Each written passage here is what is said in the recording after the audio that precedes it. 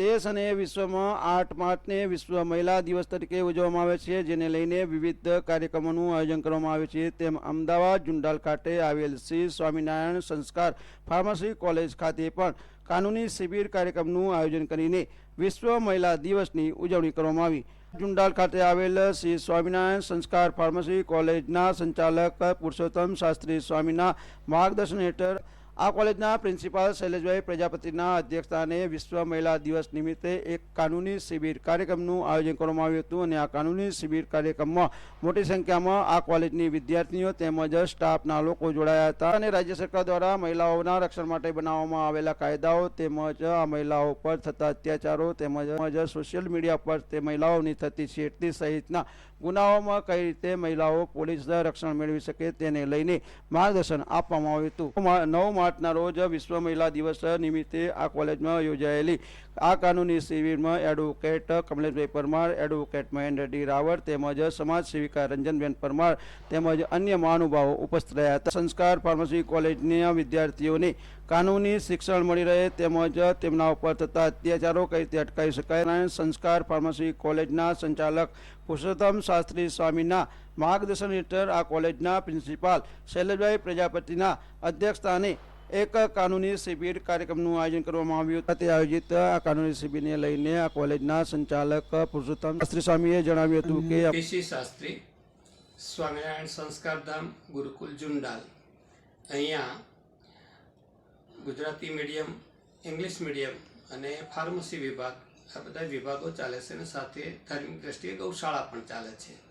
એટલે આ રીતે આ સંસ્થાનો વિકાસ છેલ્લા 35 વર્ષથી સતત ચાલુ છે અને ઈચ્છીએ છીએ કે ભારતીય સંસ્કૃતિના સંસ્કારો જો બાળકોમાં ઉતરે તો મને લાગે છે કે કોઈ પરિવારમાં કોઈ પ્રકારના ક્યારેય ઝઘડા પણ ન થાય, પરિવારની અંદર બાળકો અને વાલી વચ્ચેનો પણ ક્યારેય વૈમનસ્ય ન થાય અને સમાજને અને રાષ્ટ્રને સારા નાગરિકો મળે કે જેમાં સમગ્રની સુખ શાંતિ સમાયેલી હોય છે। શિસ્તમાં રહે એને જ ફાયદો છે એવું નથી, સીધો રાષ્ટ્રને ફાયદો છે અને રાષ્ટ્રનો ફાયદો એ દરેક વ્યક્તિગત પોતાનો ફાયદો છે। આટલી સમજણ નાગરિકોમાં શિબિરને લઈને આ કોલેજના સંચાલક પુરુષોત્તમ શાસ્ત્રી સ્વામીએ જણાવ્યું હતું કે અમારી આ કોલેજમાં આ કાર્યક્રમનું આયોજન કરવાનો હેતુ કોલેજની વિદ્યાર્થીઓને કાયદાથી માહિતગાર કરી તેમજ તેમના વિરુદ્ધ બનતા ગુનાઓ અટકાવવાનો છે। તેમજ આ કોલેજના પ્રિન્સિપાલ શૈલેષભાઈ પ્રજાપતિએ જણાવ્યું હતું કે હું ડૉક્ટર શૈલેષ પ્રજાપતિ, પ્રિન્સિપલ સ્વામિનારાયણ સંસ્કાર ફાર્મસી કોલેજ જુંડાલ। આપણે અહીંયા મહિલા દિવસની ઉજવણી કરવામાં આવી અને મહિલા દિવસની ઉજવણી એટલા માટે કરવા આવી કે સ્ત્રીઓનું સશક્તિકરણ, સ્ત્રીઓના હકોનું રક્ષણ કરવામાં આવે અને એના માટે સંસ્થામાં આપણે વિવિધ સ્પીકરોને બોલાવવામાં આવ્યા હતા, જેમાં મહેન્દ્રભાઈ રાવલ, કમલેશભાઈ પરમાર, રચનાબેન અને એમના બેબી પારેખ રિંકલબેન એ પણ હાજર રહ્યા હતા, જેમણે વિદ્યાર્થીઓને માર્ગદર્શન આપ્યું હતું કે એમના હકો શું છે, આપણે બંધારણમાં કયા કયા હકો છે, એમાં ક્રિમિનલ છે તો ક્રિમિનલમાં એ લોકોને કઈ રીતે પ્રોટેક્ટ કરી શકે અને પોતાના હકોથી એ લોકો આગળ કેવી રીતે જઈ શકે એનો મેઇન ઉદ્દેશ્ય હતો આ મહિલા દિવસની ઉજવણીમાં। અને આ મહિલા દિવસની ઉજવણીમાં બધા વિદ્યાર્થીઓનો લેડી સ્ટાફે બહુ ઉત્સાહપૂર્વક ભાગ લીધો અને આને સફળ બનાવ્યો હતો। પ્રિન્સિપાલ શૈલેષભાઈ પ્રજાપતિએ જણાવ્યું હતું કે અમારી આ કોલેજમાં જે આ કાર્ય શિબિરનું આયોજન કરવામાં આવ્યું છે તેનાથી અમારી કોલેજની વિદ્યાર્થીઓને કાયદાકીય જ્ઞાન મળ્યું છે તેમજ તેમના રક્ષણ માટે પોલીસ સુરક્ષા કઈ રીતે લઈ શકાય તેમજ કોઈ ગુનેગારો દ્વારા મહિલાઓની છેડતી કરવામાં આવતી હોય કે તેમને કોઈ રીતે હેરાનગતિ થતી હોય તો આવી મહિલાઓને કઈ રીતે પોલીસ રક્ષણ મેળવી શકાય તે માટેના હેલ્પલાઇન નંબરો સહિતની માહિતી આ કાર્ય શિબિરમાં આપવામાં આવી હતી। તેમજ સોશિયલ મીડિયા પર દિવસે દિવસે વધતા જતા મહિલાઓના છેડતીના બનાવો અટકાવવા માટે પોલીસે 1930 નંબર એક હેલ્પલાઇન નંબર જારી કરવામાં આવ્યો છે, જેમના પર ફ્રી કોલ કરીને મહિલાઓ તાત્કાલિક રક્ષણ મેળવી શકે છે સહિતના મુદ્દે માર્ગદર્શન આપવામાં આવ્યું હતું। લઈને અમારી કોલેજની વિદ્યાર્થીઓમાં સ્ત્રી સશક્તિકરણને લઈને જાગૃતિ આવી છે તેમ જણાવ્યું હતું। તેમજ આ કોલેજના પ્રોફેસર તેમજ કૃષ્ણા વાઘેલાએ જણાવ્યું હતું કે I am Dirga Patel, working as an assistant professor in Sri Swaminarayan Sanskar Pharmacy College.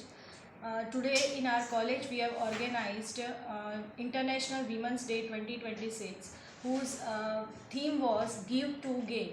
When we give something to women like equal opportunities, resources, mentorship, they give it back in a collective progress form. They they can uplift the community, whole community, nation, world, and bring a magical change in our nation also.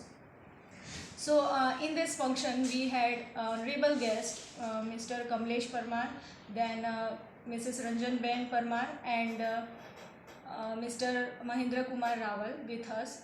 They delivered a motivational and inspiring speech regarding the crime which are happening in nowadays, and the cyber crime, mostly we can say the rape and other things which girls are becoming victim of, like human trafficking we can say, then domestic violence they are facing. So based on this we got many information from them, and we are glad to have them, and I thank all the guests on behalf of the SSPC staff for giving their valuable time. હું કૃષ્ણા વાઘેલા, શ્રી સ્વામિનારાયણ સંસ્કાર pharmacy કોલેજના assistant professor. આજે અમારી સંસ્થા શ્રી સ્વામિનારાયણ સંસ્કાર pharmacy college ખાતે આંતરરાષ્ટ્રીય મહિલા દિવસની ઉજવણી કરવામાં આવી હતી. અહીંયા મહિલા વિદ્યાર્થીનીઓ પણ ઉપસ્થિત રહેલા હતા. કોલેજ તરફથી ખાસ આ સેશનનું આયોજન કરવામાં આવ્યું હતું, જેમાં વકીલો મહિલાઓને લગતા કાયદા અંગે માહિતી આપી હતી. સાથે આ જ સમયમાં મહિલાએ કેવી રીતે પોતાની જાતને સુરક્ષિત રાખવી એ વિશે માર્ગદર્શન આપ્યું હતું. આ કાર્યક્રમ દ્વારા વિદ્યાર્થીનીઓમાં જાગૃતિ વધારવાનો અને મહિલાઓને આત્મવિશ્વાસ સાથે આગળ વધવાનો પ્રેરિત કરવાનો પ્રયાસ કરવામાં આવ્યો હતો. આજે જે કાર્યક્રમનું જે આયોજન થયું તેમાં શું મહત્ત્વના મુદ્દા તમને વધુ પસંદ આવે? મહિલાઓને લગતા જે કંઈ કાયદા જે છે અને કોઈ હેલ્પલાઇન નંબર છે એના વિશે વિદ્યાર્થીનીઓ પ્રેરિત થયા હતા અને એ લોકોને એ અંગે જાણ થઈ હતી. અમારી કોલેજમાં મહિલાઓને સુરક્ષાને લઈને જે આ કાનૂની શિબિર કાર્યક્રમનું આયોજન કરવામાં આવ્યું તે અમારા માટે મહત્વપૂર્ણ છે, કારણ કે સામાજિક પારિવારિક હિંસા તેમજ સોશિયલ મીડિયા પર થતા મહિલાઓના વિરુદ્ધના ગુનાઓ કઈ રીતે અટકાવી શકાય પૂર્ણ માર્ગદર્શન આજના આ કાનૂની શિબિરમાં અમને મળ્યું છે, અને અમે આજે સાચા અર્થમાં વિશ્વ મહિલા દિવસની ઉજવણી કરી હોય તેવું લાગી રહ્યું છે, તેમ આ કોલેજની પ્રોફેસર કૃષ્ણા વાઘેલાએ જણાવ્યું. રાવળનો રિપોર્ટ, યુક્રાંતિ લાઈવ ન્યૂઝ, અમદાવાદ.